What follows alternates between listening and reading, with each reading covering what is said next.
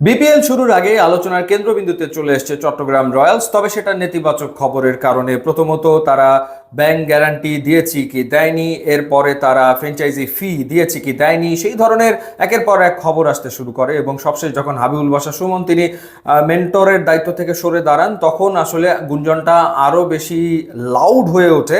এবং আদৌ চট্টগ্রাম রয়্যালসের মালিকানা ট্রায়াঙ্গেল সার্ভিসেসের কাছে থাকবে কি থাকবে না সেই প্রশ্ন ওঠে, এবং বিসিবি এই টিমটা টেক ওভার করছে কিনা সেই প্রশ্ন দেখা দেয়। তবে দলটা ট্রায়াঙ্গেল সার্ভিসেসের কাছেই আসলে থাকছে, এবং তুষার ইমরান হাবিবুল বাশা সুমনের স্থলাভিষিক্ত হয়েছেন, মেন্টর হিসেবে কাজ করবেন, একই সাথে ব্যাটিং কোচের দায়িত্বে তিনি থাকছেন, এবং হেড কোচের দায়িত্বে থাকছেন মুমিনুল হক। হ্যাঁ, হয়তো বা ওরকম নামি দামি কোচ তিনি না, তবে লোকাল সার্কিটে তিনি কাজ করছেন অনেক দিন ধরে।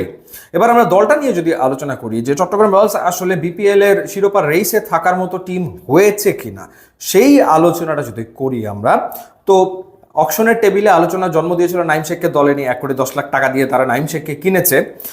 দলটার বোলিং লাইন আপের দিকে যদি আপনি তাকান, তাহলে কিন্তু সেটা বেশ দুর্দান্ত বোলিং লাইন আপ, কারণ সেখানে রয়েছেন শেখ মেহেদী এবং তানভীর ইসলাম, দুজনই বিপিএল এ প্রুভেন পারফর্মার, দুর্দান্ত বোলার। কুমিল্লা ভিক্টোরিয়ান্সের হয়ে তানভীর ইসলাম বেশ কয়েকটা দারুণ সিজন খেলেছেন।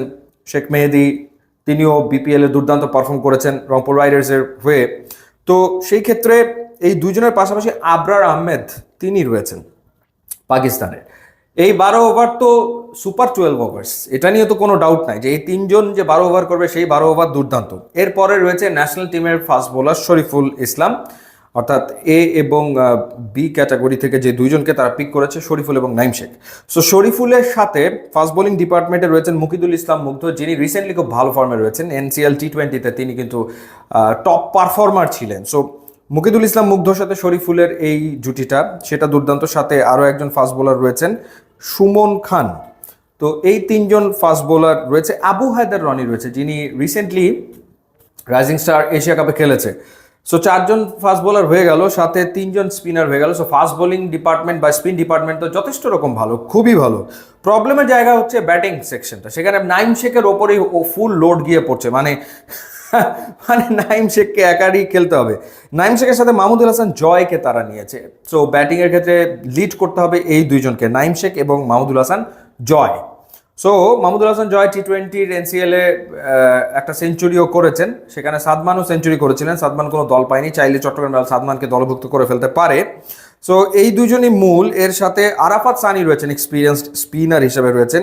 এছাড়া শুভাগত হোম চৌধুরীকে নিয়েছে তারা, এবং জিয়াউর রহমানকে নিয়েছে তারা, যারা অনেক সিনিয়র হয়ে গেছে, তো তাদের উপরেও আস্থা রেখেছে। প্রবলেমের জায়গা হচ্ছে তাদের ব্যাটিং। সেখানে অ্যাঞ্জেলো পেরেরা অলরাউন্ডার, যিনি আসছেন না, নিরোশান ডিকওয়ালা তিনি আছেন। এইখানে তারা যেটা প্ল্যান করেছে যে তারা আসলে 2টা ভালো বিদেশি ব্যাটার তারা নেবে, এবং তারা লোকাল আরও 2 জন ক্রিকেটারকে নিতে যাচ্ছে। সো এই 4 জন যদি হয়ে যায়, তাহলে কিন্তু এই টিমকে আপনি আসলে হিসাবের বাইরে রাখতে পারবেন না।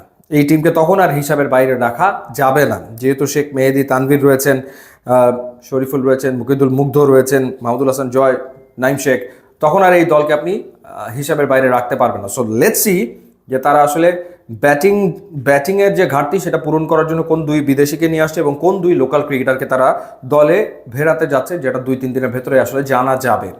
দেখাই যাক। ইউটিউব, ইনস্টাগ্রাম লিঙ্ক আছে, আপনারা যোগ দিলে খুবই খুশি হবো। And thanks for watching.